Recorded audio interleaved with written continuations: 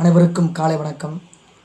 இன்னைக்கு மார்ச் 13ஆம் தேதி சிறப்பாக தொண்டாற்றிய அமெரிக்க நர்ஸு ஜேன் டெலானோ நவீன செவிலியர் பணியின் முன்னோடியும் அமெரிக்க செஞ்சிலுவை செவிலியர் சேவையை தொடங்கியவருமான ஜேன் ஆர்மிண்டா டெலானோ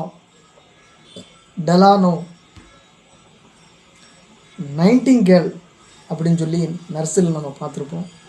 அதுபோலவே இன்னொருத்தங்க ஜேன் டெலானோ இருக்கிறாங்க. அமெரிக்காவின் மாண்டூர் பால்ஸ் கிராமத்தில் 1862 பிறந்தவர். உள்ளூரில் பள்ளி படிப்பை முடித்த பிறகு நியூயார்க்கில் உள்ள பெலவியூ மருத்துவமனையின் நர்சிங் பயிற்சி பள்ளியில் சேர்ந்தார்.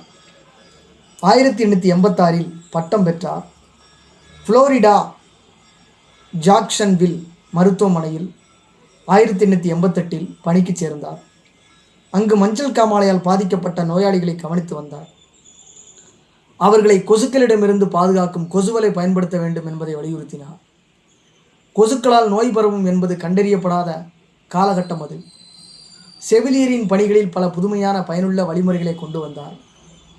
பிறகு அரிசோனாவில் உள்ள பிஸ்பி என்ற இடத்தில் டைபாய்டு காய்ச்சலால் பாதிக்கப்பட்ட சுரங்க தொழிலாளர்களுக்கு 3 ஆண்டுகள் சேவை செய்தார். பிலடெல்பியாவில் உள்ள பல்கலைக்கழக மருத்துவமனையில் செவிலியர் கண்காணிப்பாளராக நியமிக்கப்பட்டார். 1898 அமெரிக்க ஸ்பெயின் போரின் போது நியூயார்க் நகரின் அமெரிக்க செஞ்சிலுவை அமைப்பின் உறுப்பினராக மாறினார். செஞ்சிலுவை அமைப்புக்கு செவிலியர்களை தேர்ந்தெடுக்கும் பொறுப்பு இவருக்கு வழங்கப்பட்டது. தான் படித்த பெலவியூ செவிலியர் பயிற்சி பள்ளியின் தலைவராக 1902 நியமிக்கப்பட்டார். 1909 வரை அங்கு பணிபுரிந்தார். பிறகு அமெரிக்க இராணுவ செவிலியர் அமைப்பின் கண்காணிப்பாளராக செயல்பட்டார். செவிலியர் பணியில் இவரது சிறப்பான பங்களிப்பை கௌரவிக்கும் விதமாக அமெரிக்க செவிலியர் சங்க தலைவராக நியமிக்கப்பட்டார். இப்பதவியை 3 முறை வகித்திருக்கிறார். செவிலியர் துறையில் சிறந்து விளங்கிய இன்னொரு நர்ஸ் இசபெல் மெக் ஐசக்குடன் சேர்ந்து அடிப்படை சுகாதாரம் மற்றும் நோயாளிகள் பராமரிப்பு பற்றிய புத்தகத்தை எழுதினார். அமெரிக்க தேசிய செஞ்சிலுவை செவிலியர் செஞ்சிலுவை சேவை குழு தலைவராக தேர்ந்தெடுக்கப்பட்டார்.